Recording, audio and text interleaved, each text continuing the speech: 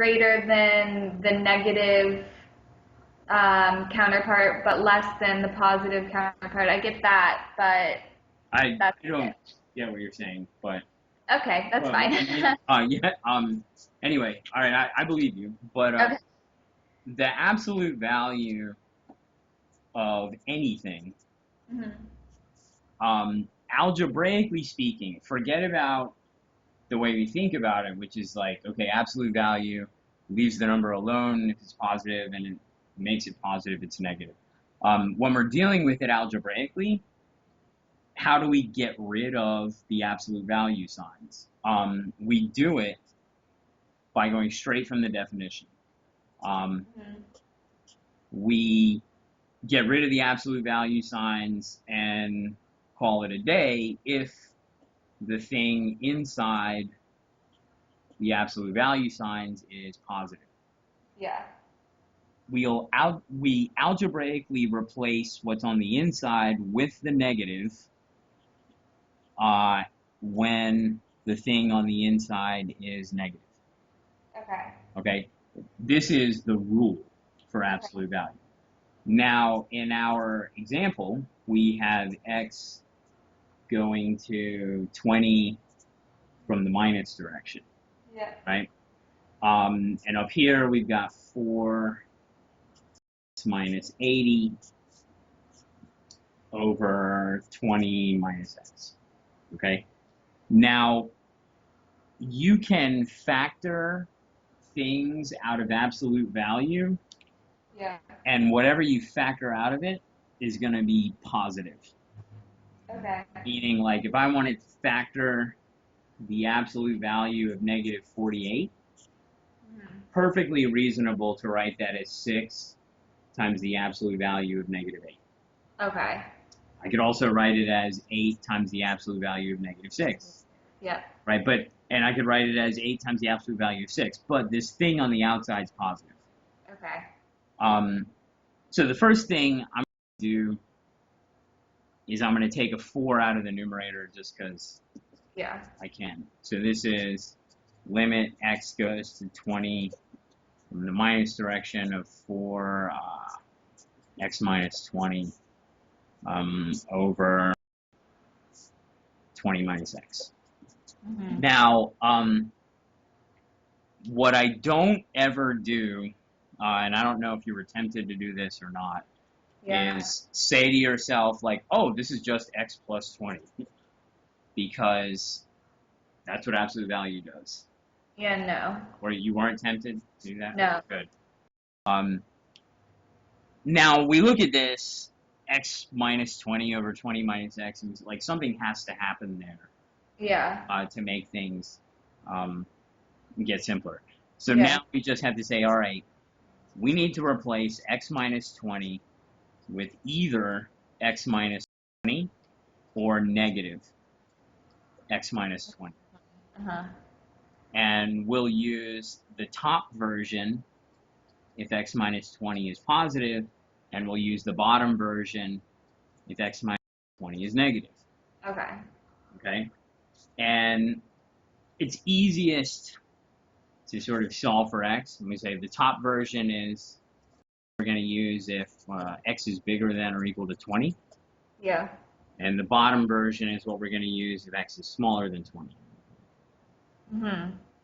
Well, if x is approaching 20 from the negative side, Yeah. x is going to be smaller than. Okay. Yeah. So that means, that whole discussion tells us that algebraically we can replace the numerator 4 times negative x minus 20 Yeah. over 20 minus x. Now, if you like, you can distribute the negative and say, well, this is 4 times negative x plus 20 Hmm. or 20 minus x. Yep. And of course, these two are the same thing. Yep. Okay? And with absolute value in this chapter, I don't think it actually gets any more complicated than this particular. Yeah. So, I mean, you kind of just memorize this trick. And Yeah. now, what would happen if we were asked not the one-sided limit, Yeah. but the two-sided limit? Like, so the answer at the end of the day is 4. Yeah. Got that. What is the answer when x is going to 20 from the positive direction? It would be using the x minus 20 over, so it would be 4 times x minus 20 over 20 minus x.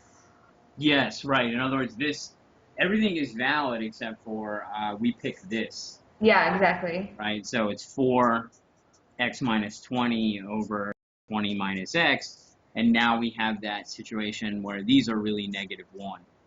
Yeah, Right? exactly. So So 4 it would be times negative -1. 4. Yeah, -4. Yep. So what's happening is we have a limit approaching 4 from the left. Like if I have to graph this, it's going to look like this. Here's 4, and then here's -4. Uh-huh. We're approaching 4 from the left and -4 Yeah. from the right. So Okay. the overall limit does not exist. Yeah. They don't agree.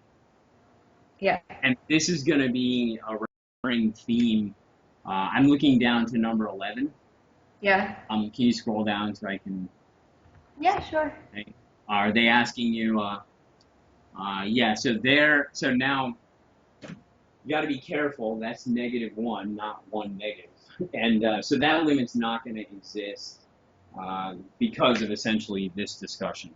Yeah, okay. Okay. Um, oh wow, number 12 is an adult. You've been doing delta epsilon stuff. Yeah. It's not so bad actually, as long as they keep it with numbers. Anyway, so is that where? What else? What else are we doing? What do you want to look at number 12? Yeah, I mean, we can look at number 12. That's like all, this is basically now we're caught up to where I am in the class.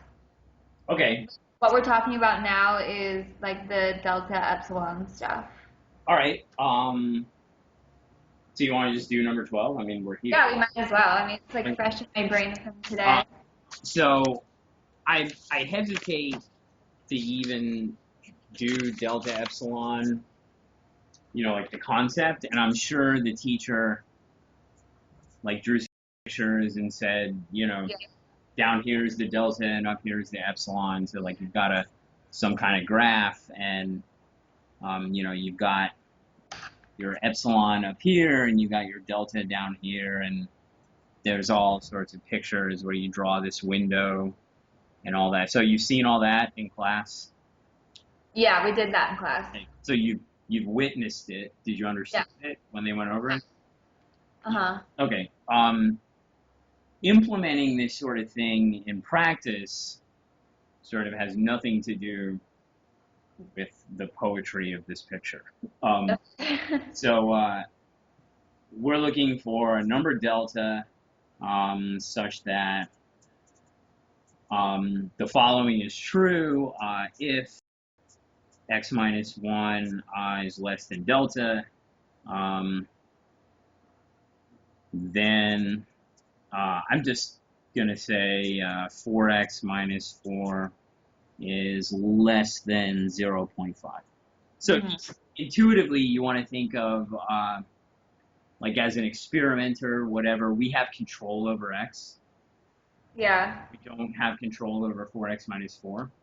So we Yeah. want to know what range of values for x will yield this range of values. Okay. Okay, so math people and your teacher and myself included, I can't resist like the picture. Yeah. But just because I'm 4x minus 4, do you know how to graph that? Like, 4x minus 4. Yeah. probably the easiest way to do it is to Linear. utilize the x-intercept and the y-intercept. Yep. It's 1 comma 0 and negative or 0 negative 4. Anyway, Yeah. so the graph looks like this. Yep. And and now the picture here is very awkward because the delta and the epsilon are right on top of each other. Mhm. Okay, so you know what?